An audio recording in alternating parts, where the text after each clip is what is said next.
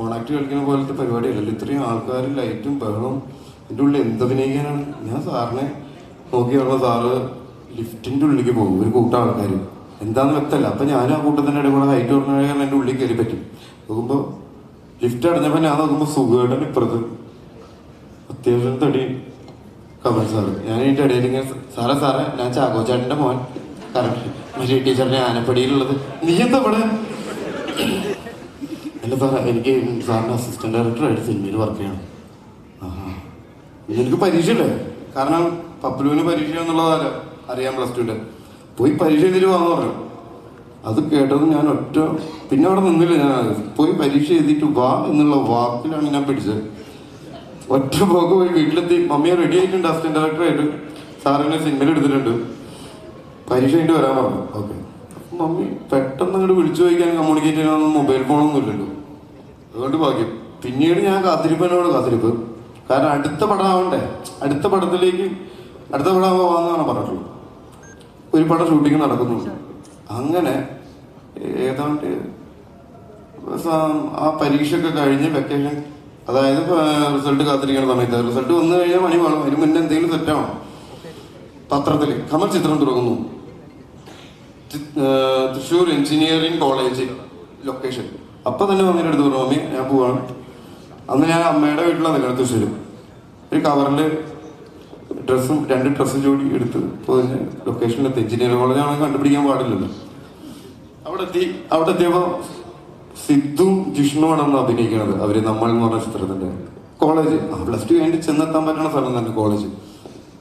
ഒരുപാട് പിള്ളേരും. അപ്പം ഞാൻ വിചാരിച്ചു പിള്ളേരൊക്കെ വെക്കേഷനായിട്ട് എന്തപ്പോൾ സ്ഥലത്തിൽ പഠിക്കാൻ പോകുന്നതായിരിക്കും ഇത്രയധികം ആൾക്കാർ. അപ്പം നമ്മളിതിൽ കാണുന്നില്ല, ഞാൻ സാറിനെ കാണുന്നുണ്ട്. അപ്പോൾ സാറ് ക്യാൻറ്റീനിൽ നിന്ന് ഇറങ്ങി വരുന്നൊരു ഷോട്ട് എടുത്തുകൊണ്ടിരിക്കുന്നത്. ഇവർ രണ്ടുപേരും സുഖമായിട്ടുണ്ട് ക്യാമറ ചെയ്യാന്ന്. അപ്പം ഞാൻ സുഖമായിട്ട് അത്യാവശ്യം നല്ല വലിയ ക്യാമറയ്ക്ക് ട്രെയിനിലൊക്കെ ഇരിക്കുന്നത്. രണ്ടുപേരും ഇറങ്ങി വരുന്ന ഒരു ഷോട്ടാണ് ആദ്യം എടുത്തത്. ക്യാൻറ്റീനിൽ നിന്ന് ഇറങ്ങി വരുന്നത് സാറ് കാണിച്ചു കൊടുക്കുന്നുണ്ട്. അപ്പോൾ പെട്ടെന്ന് കയ്യടിയൊക്കെ ഉണ്ട്. ആ ഷോട്ട് കഴിഞ്ഞ് രേണുകയുടെ ഒരു ഷോട്ട് എടുക്കാൻ അപ്രോച്ചിങ് ഷോട്ട് ട്രാക്കിലിട്ടുള്ളൂ. അപ്പോൾ മനോഹരമായിട്ടല്ലേ നമ്മുടെ ട്രെയിനിലെ മനോഹരമായിട്ട് കുട പിടിക്കുന്നുണ്ട്. അപ്പോൾ ഈ പാച്ചുകൾ വീഴുന്നുണ്ട് രേണുകയുടെ. അപ്പോൾ ഈ പാച്ച് കട്ട് ചെയ്തിട്ട് ഇങ്ങനെ പോകണം. അപ്പോൾ 2-3 ടേക്ക് കഴിഞ്ഞപ്പോൾ മനോഹരമായിട്ടും എല്ലാ കുട അവിടെ വെച്ചിട്ട് ബാക്കിലേക്ക് പോയി. അതിൻ്റെ ഇടയിൽ ടേക്ക് 3-4 ഒക്കെ വിളിച്ചപ്പോൾ ഞാൻ പെട്ടെന്ന് കുട എടുത്തിട്ട് കട്ട് ചെയ്ത് തുടങ്ങിയില്ല. അപ്പോൾ സാറ് നോക്കുമ്പോൾ ഓക്കെ റെഡി അല്ലേ? അപ്പോൾ ഞാൻ റെഡി. അങ്ങനെ ടേക്ക് ഓക്കെ ഫസ്റ്റ് കൊടുത്തിട്ട് വർക്ക് തുടങ്ങി. അപ്പൊ തന്നെ സാർ പാക്കപ്പും വിളിച്ചു ഓടി കാറിൽ കയറുമ്പോൾ ഞാൻ സാറേ ഞാൻ ചാക്കോച്ചേട്ടൻ മരിയ ടീച്ചറിയും മോൻ പൊന്നാനുള്ള. നീ എന്താ ഇവിടെ? അല്ല സാറ് അടുത്ത പടത്തിൽ വരാൻ പറ്റില്ല, ഞാൻ ജോയിൻ ചെയ്തു, ഞാനാണ് കൊടയൊക്കെ പിടിച്ചത്.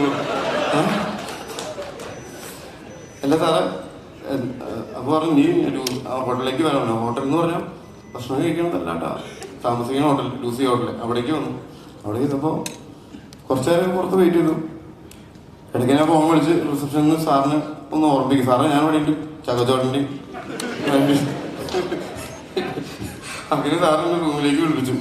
എനിക്കറിയാം ഇത് ഒഴിവൊഴിവ് പറയാനാണ്. അപ്പം ഞാൻ പറഞ്ഞു സാറേ ഒന്നും ടെൻഷൻ അടിക്കണ്ട, താമസിക്കേണ്ട ചിലവെന്ന കാര്യത്തിൽ ഒന്നും ആലോചിക്കേണ്ട, ഞാൻ അമ്മയുടെ വീട്ടിൽ നിന്ന് വരാം, അമ്മയുടെ വീട് അയലമാവാണ്. പിന്നെ ഭക്ഷണമൊക്കെ ഞാൻ പുറത്തുനിന്ന് കഴിച്ചോളാം, പിന്നെ ഒരു അധിക ചിലവുണ്ടാവില്ല, ഞാൻ ഡെയിലി വീട്ടിൽ നിന്ന് വന്നോളാം, എന്നെ നിർത്തി തന്നാൽ മതി എന്ന് പറഞ്ഞു. കാരണം ഈ +2 കഴിഞ്ഞ് നമ്മൾ എങ്ങോട്ട് പറഞ്ഞേക്കാന്ന് അറിയില്ലല്ലോ, ദുബായിലേക്കാ ബഹ്റൈനിലേക്കാ സൗദിയിലേക്കാണെങ്കിൽ കഴിയും. അപ്പോൾ അങ്ങനെ സാറ് പറഞ്ഞു അല്ല ഷൈന ഇപ്പം ആള് കൂടുതൽ, ഇപ്പം തന്നെ ഒരാൾ കൂടുതലുണ്ട്, ഒരാൾ പുതിയത് വന്നിട്ടുണ്ട്, അതാണ് നേരത്തെ സൗബിൻ പറഞ്ഞ ഷംജു, നിനക്ക് വേണമെന്ന് പറഞ്ഞു കുടുംബത്തിൽ നിന്ന്. അപ്പം അടുത്ത പടത്തിൽ സാർ അടുത്ത ഞാൻ ഇങ്ങനെയൊക്കെ ചെയ്തോളാം, ഇങ്ങനെയൊക്കെ നിന്നോളാം സാറാണ്. ഒരു തരത്തിലും പോകും, കാരണം ഇത്തിരി ബോധമുള്ള ഒരാളാണെങ്കിൽ പറഞ്ഞ് മനസ്സിലാക്കി വിടാമല്ലോ. ഇതൊരു പയ്യനുമായി പോയി അല്ലെങ്കിൽ പിന്നെ സാറിനോട് ചോദിക്കാതെ വരൂ.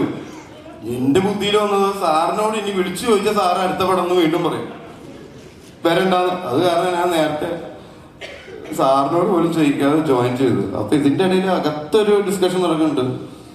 സെലീം പുതിയ ആളുകൂടി വരുന്നുണ്ടോ ഉണ്ടോ സെലി. അപ്പൊ സാറ് പറഞ്ഞു സെലീനെ പോയി കണ്ടാൽ മതി. ഇപ്പൊ സെലീൻ എന്ന് പറയുമ്പോ ഞാനത് ഇത് ഏത് സെലി എന്നുള്ളത് അന്വേഷിച്ചിരുന്നു. പിറ്റേ ദിവസം ഞാൻ വന്നു, ഞാൻ ലൊക്കേഷനിലോ സെലീനെ അന്വേഷിച്ച് നടക്കുക. അതിൻ്റെ ഇടയിലാണ് എന്നെ ഇവിടെ നിർത്തും, എന്നിട്ട് ഇങ്ങോട്ട് നടക്കാൻ പറയും.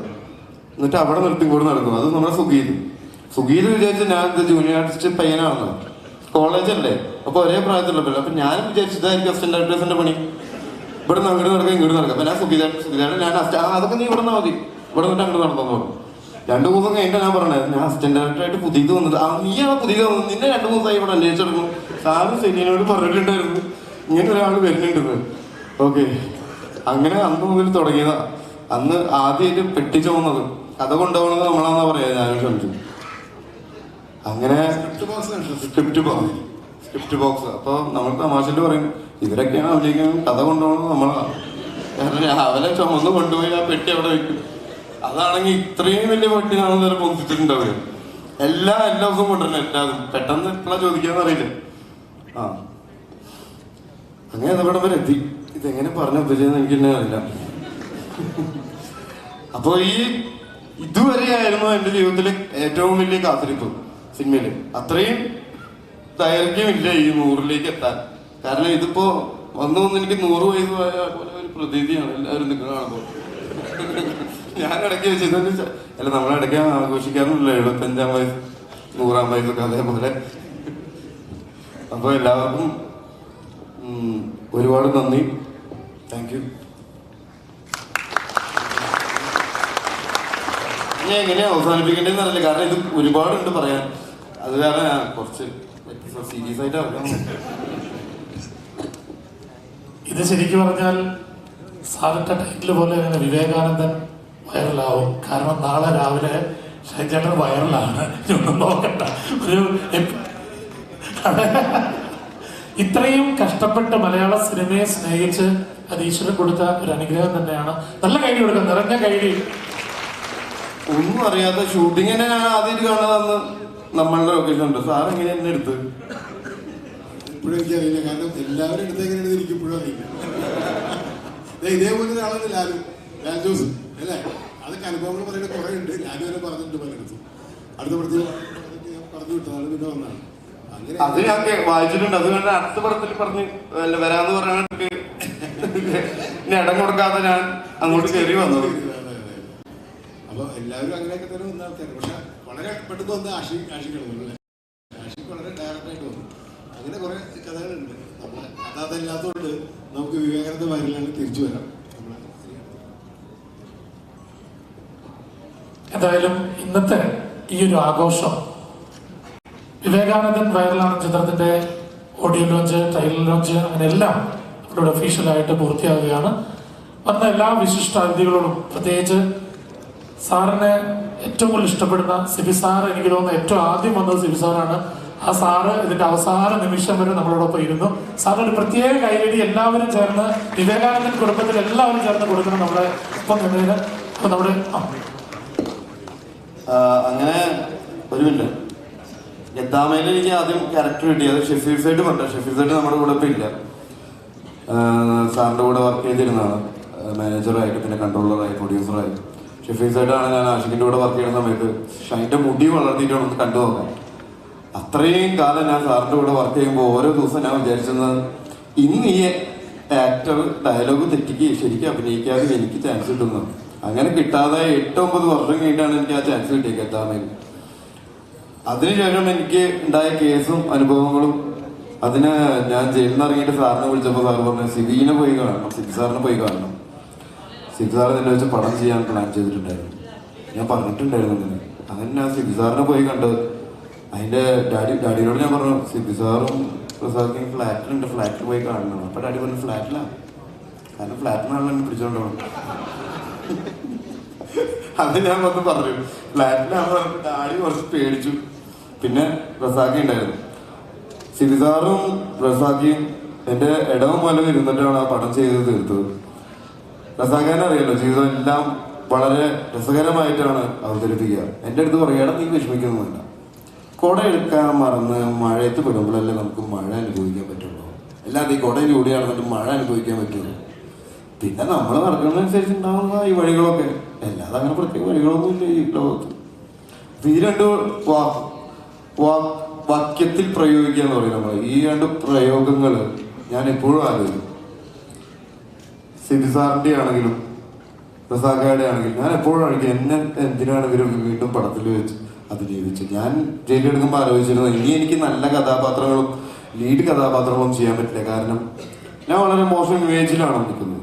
അപ്പൊ എന്നെ ഞാൻ തന്നെ ആശ്വസിപ്പിച്ചിരുന്നത് നിനക്ക് നല്ല നെഗറ്റീവ് ക്യാരക്ടേഴ്സ് കിട്ടും, ബെസ്റ്റ് വില്ലൻ നല്ല വില്ലത്തിലൊക്കെ ഉണ്ട്. അപ്പൊ ഞാൻ ആലോചിച്ചു അതാണ് നല്ലത്, അങ്ങനെ ചെയ്യാൻ. അങ്ങനത്തെ ക്യാരക്ടേഴ്സ് ഉണ്ടാവുമല്ലോ, നല്ല ക്യാരക്ടേഴ്സ് ഉണ്ടാവണം പോലെ. പക്ഷെ എനിക്ക് അതിൽ ലീഡ് ക്യാരക്ടർ തന്ന എൻ്റെ ഒപ്പം നടന്നവരാണ് സിദി സാറും റസാഖയും. അതിൻ്റെ ഇടയിൽ സബൂർക്ക് എൻ്റെ അടുത്ത് ഒരിക്കൽ ഒരു ഫംഗ്ഷൻ വെച്ച് കണ്ടപ്പോൾ പറഞ്ഞു, കേസ് കഴിഞ്ഞ് നിൽക്കുന്ന സമയത്ത്, എടാ നീ വേറെ ഒന്നും ശ്രദ്ധിക്കണ്ട, സിനിമയിൽ കോൺസെൻട്രേറ്റ് ചെയ്യും. അതെനിക്ക് വളരെയധികം എന്താ പറയാ, കാരണം ഞാൻ സബൂറാൻറ്റിയുടെ അടുത്താണ് ആദ്യമായിട്ട് പോകുന്നത്, സാറിൻ്റെ അടുത്ത് പോകുന്നതിന് മുന്നേ. സബൂറാൻറ്റിയാണ് ആ നമ്പർ തരുന്നത്. Thank you.